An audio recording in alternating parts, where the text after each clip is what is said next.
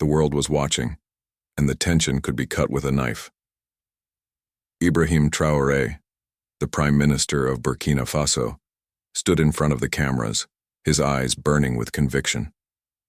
Across the room, Elon Musk, the billionaire tech mogul known for his revolutionary ideas, sat poised in disbelief. Ibrahim's next words would shatter the silence. "Mr. Musk, you think you're the one changing the world, but it's time you understand. Real change comes from within. And it's time Africa took its rightful place at the table." Introduction and setup. The Grand Conference Hall in Geneva was abuzz with whispers as the world's most influential figures gathered for the annual Global Summit on Technology and Innovation. The scent of polished mahogany, the sharp tang of coffee beans, and the soft hum of conversation filled the air. Among the sea of executives and experts stood Ibrahim Traoré, tall and unyielding, his eyes steely with determination. Though his country was small and often overlooked on the global stage, his rise to power had been nothing short of meteoric. A leader born from military ranks, he was more than just a political figure. He was a symbol of resilience. Today, his mission was clear: to change the narrative about Africa. Across from him, at the head of the table, sat Elon Musk, a titan of technology whose ventures, from SpaceX to Tesla, had captured the world's imagination. But despite all his success, there was something Ibrahim knew that Musk had yet to understand. True change didn't come from technology alone. In the air, there was an unspoken understanding. The world's most powerful leaders had been summoned to witness what was to unfold, a moment that would be etched in history. Conflict or challenge introduced. The tension escalated when the host of the summit, a polished, silver-haired diplomat, introduced the evening's keynote speaker, Elon Musk. The crowd erupted in applause. Musk was, after all, a visionary, a man who had reshaped entire industries. But as Musk stood, poised to speak about his ambitious plans for the future, he was interrupted. "I'll speak after him," Ibrahim said calmly, his voice steady, yet undeniably commanding. The room fell silent and Musk, flustered, stepped aside to let the Prime Minister speak. Ibrahim didn't waste a moment. He began by talking about Africa's potential, its untapped resources, its growing youth population, and the power of self-determination. "You all have come to this summit to change the world, but there's a bigger truth you must face," Ibrahim said, his eyes locked with Musk's. "The truth is that you can't solve Africa's problems by simply throwing money at it or imposing Western ideals. Africa needs the freedom to create its own future." There was a ripple of murmurs.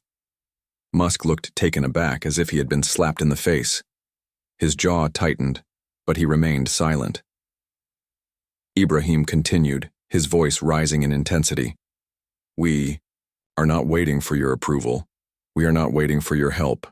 We are moving forward with or without you. But we are offering you a seat at the table.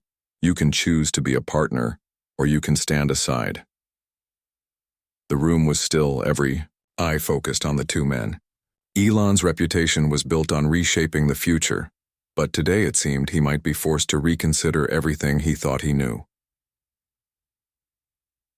Midpoint revelation or twist. Just as Musk was about to speak, a young woman in the crowd stood up. A journalist, perhaps no more than 25, but her voice was firm and her presence commanding. "Prime Minister Traoré," she asked, "how do you respond to the critics who say that your country is not ready for such a bold leap into independence? What makes you so sure that Africa is prepared to lead the world?" Ibrahim's gaze never left her. He took a moment before speaking, allowing the room to feel the weight of his silence. And then, with a quiet intensity, he said, "Because we have always been ready.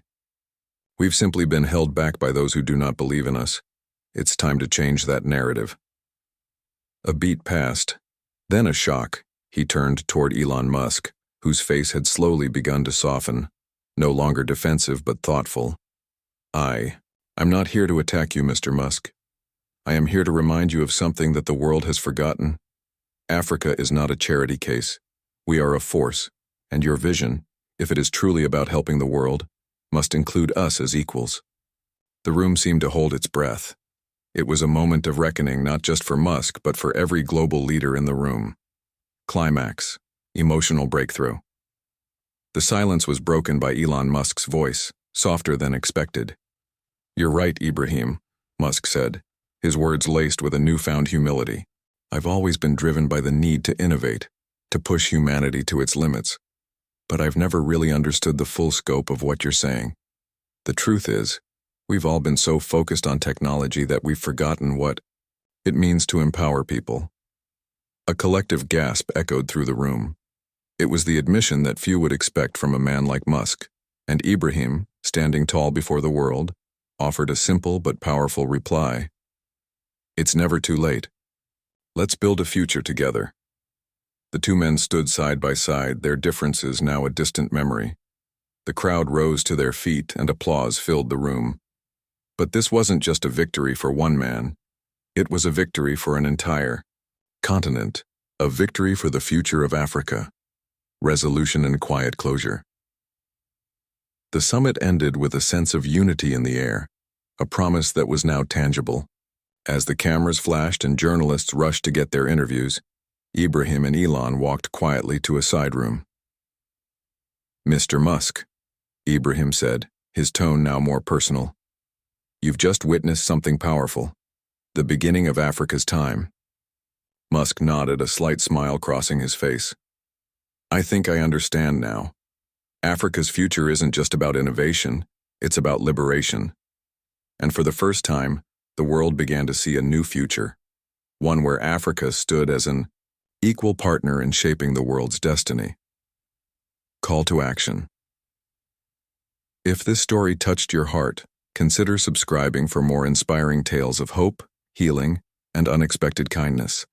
Hit the like button and share this with someone who needs it today.